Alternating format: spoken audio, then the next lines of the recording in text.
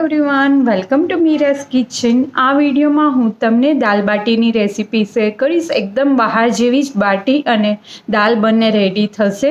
અને હા, તમારે તંદૂરની બી જરૂર નહીં પડે। તમે આવી રીતના ફોલો કરશો તો ઇઝીલી ઘરે જે વસ્તુ અવેલેબલ હશે એમાંથી જ તમે બાટી બનાવી શકશો અને બહુ જ ફાઇન બનશે। તો ચલો જોઈ લઈએ રેસીપી।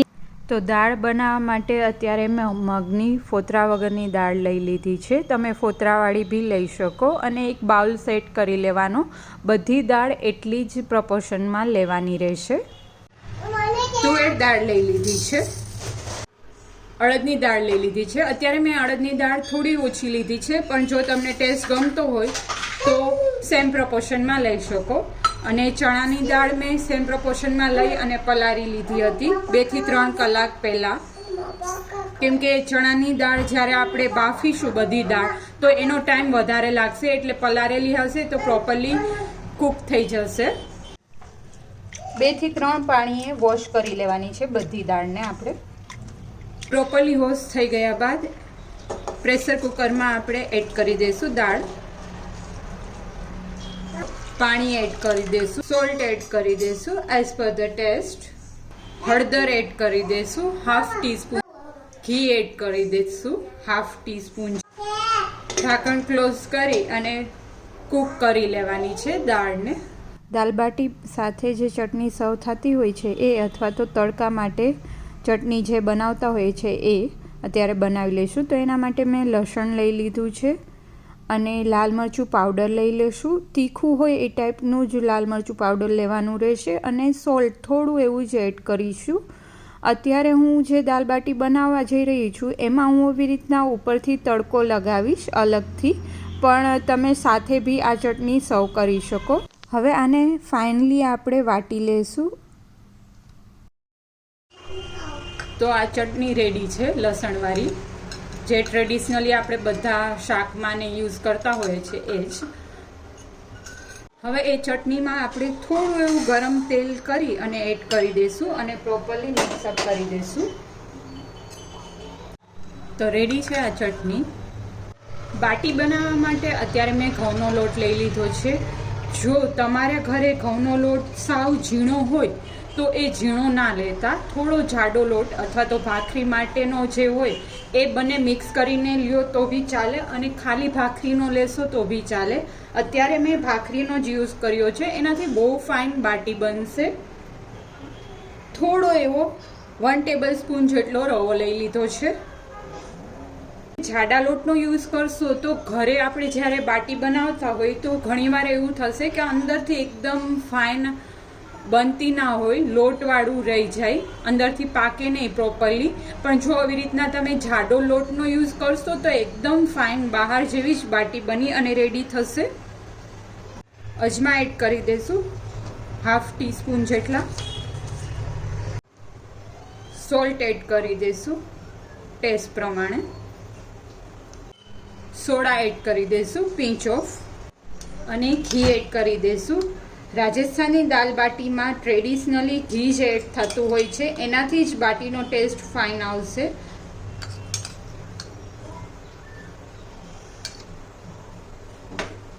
પ્રોપરલી મિક્સઅપ કરી દઈશું। મુઠ્ઠી વડે એટલું આપણે ઘીનું મોણ કરવાનું છે, તો જ એકદમ બહાર જેવી ફાઇન બાટી બની અને રેડી થશે। પ્રોપરલી મિક્સઅપ કરી દેવાનું, ઘી બધા લોટમાં મિક્સ પ્રોપરલી થઈ જાય ઇવનલી, એવી રીતના મુઠ્ઠી વાળો અને લોટ જોઈન્ટ રહે એટલે આ પરફેક્ટ મોણ છે એટલું મોણ કરવાનું રહેશે। ઘીનું જ કરજો, ઘીથી જ ફાઇન ફ્લેવર આવશે બાટીમાં। હવે આમાં આપણે જરૂર લાગશે એટલું જ પાણી એડ કરવાનું છે અને એકદમ કઠણ લોટ બાંધવાનો છે, જેથી કરીને બાટી બહુ જ ફાઇન બને। એટલે એક સાથે આપણે પાણી નહીં એડ કરીએ, થોડું થોડું મિક્સઅપ કરતા જશું અને પાણી એડ કરતું જવાનું છે।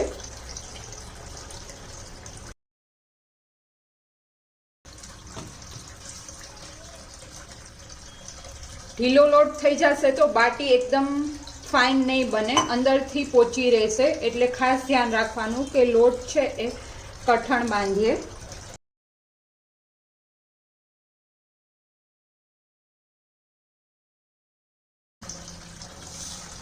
અને આપણે રેસ્ટ થવા માટે 5 થી 10 મિનિટ માટે રાખી દઈશું ઢાંકીને, જેથી કરીને લોટ પ્રોપરલી સેટ થઈ જાય.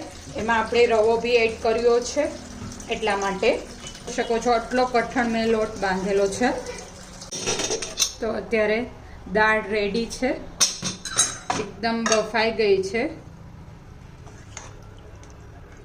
અને અત્યારે આપણે દાલ બાટી માટે આવી જ દાળ જોશે. થોડી મિક્સઅપ કરી દઈએ, બાકી આખી પાખી જ રહેવા દેવાની હોય છે. એકદમ પ્રોપરલી ક્રશ કરેલી દાળ નથી હોતી.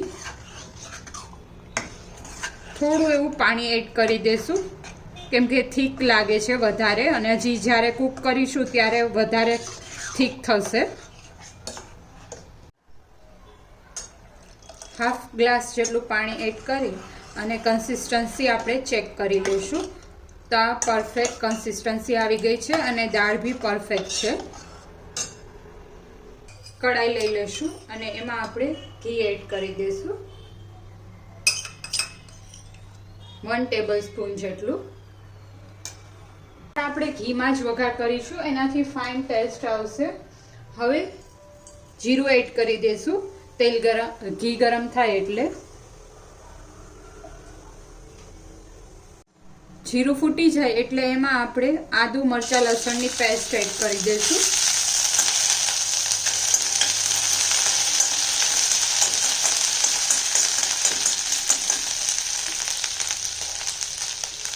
એ સતળાઈ જાય પછી એમાં સાવ નાની એવી ઝીણી કટ કરેલી ડુંગળી લઈ લીધી છે, એ એડ કરી દઈશું. થોડી વાર માટે સાતળી લેશું. એ બી સતળાઈ જાય એટલે એક ટમેટું ઝીણું કટ કરેલું લઈ લીધું છે, એ બી નાની સાઈઝમાં જ લીધું છે. હવે એમાં થોડું એવું લાલ મરચું પાવડર એડ કરીશું કલર માટે, અને ½ ટીસ્પૂન જેટલું ધાણા જીરું પાવડર એડ કરીશું. અને ડાયરેક્ટલી આપણે જે દાળ રેડી કરેલી છે એ એડ કરી દઈશું.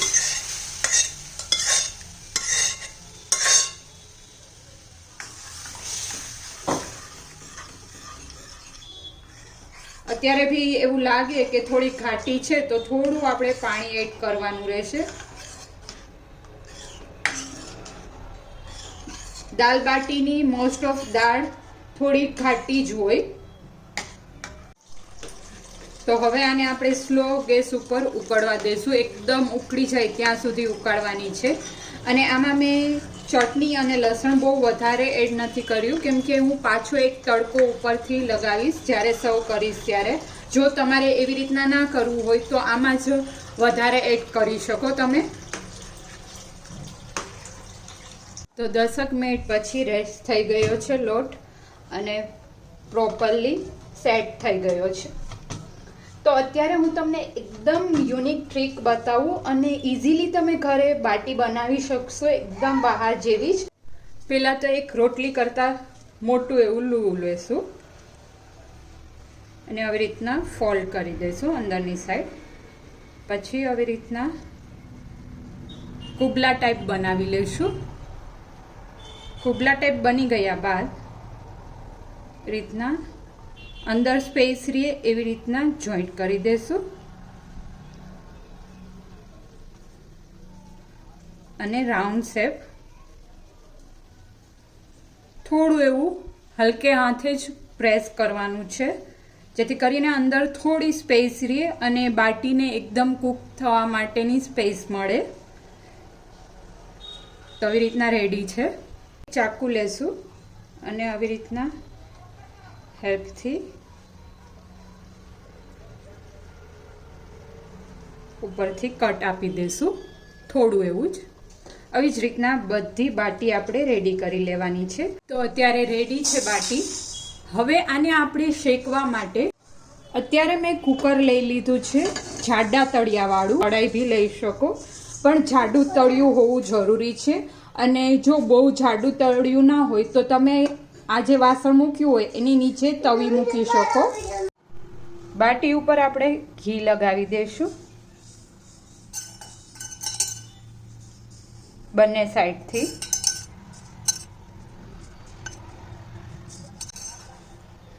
અને તમારી પાસે અપેન પેન હોય તો તમે એમાં બી બનાવી શકો, એમાં બી ટર્ન કરીને સાવ સ્લો ફ્લેમ ઉપર બાટીને શેકી શકો. એકદમ બહાર જેવી જ મળતી હોય છે એ ટાઈપની જ બની અને રેડી થશે. હવે મેં કુકરને તપાવી લીધું હતું તો એમાં આપણે બાટી એડ કરી દઈશું.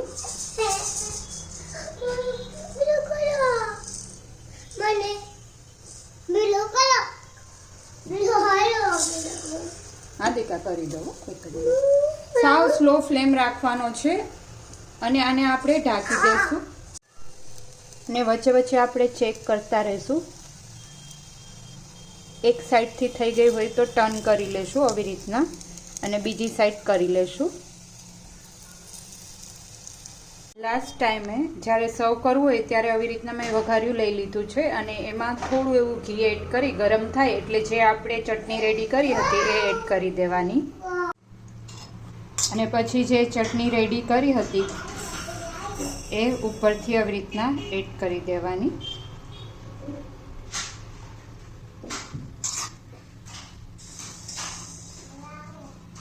એકદમ ઓથેન્ટિક અને બહુ જ ફાઇન ટેસ્ટ આવશે. તમે આવેથી ટ્રાય કરશો તો તમે જે રીતના તીખું ખાતા હોય એ રીતના એડ કરવાની રહેશે.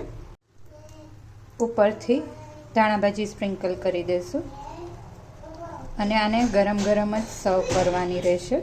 તો બાટી બની અને રેડી થાય એટલે ડાયરેક્ટલી આપણે સર્વ કરી દઈશું. તો આપ જોઈ શકો છો એકદમ પરફેક્ટ બાટી બની અને રેડી છે. જેવી રીતના તંદૂરમાં બાટી બનતી હોય એ રીતના જ બની અને બધી સાઈડથી આવી રીતના હું ટર્ન કરતી જતી હતી અને શેકી લીધી છે. એકેય સાઈડ કાચી ના રહે એ ખાસ ધ્યાન રાખવાનું રહેશે. તો બાટીને હવે મેલ્ટેડ ઘીમાં આવી રીતના એડ કરી દઈશું અને બધી સાઈડથી પ્રોપરલી ઘીથી કોટ કરી દેવાની છે અને પછી આપણે સર્વિંગ પ્લેટ પર સર્વ કરીશું.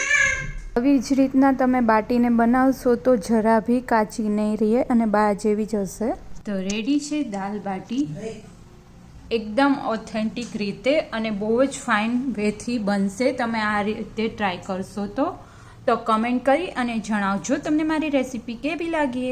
Thank you for watching my video.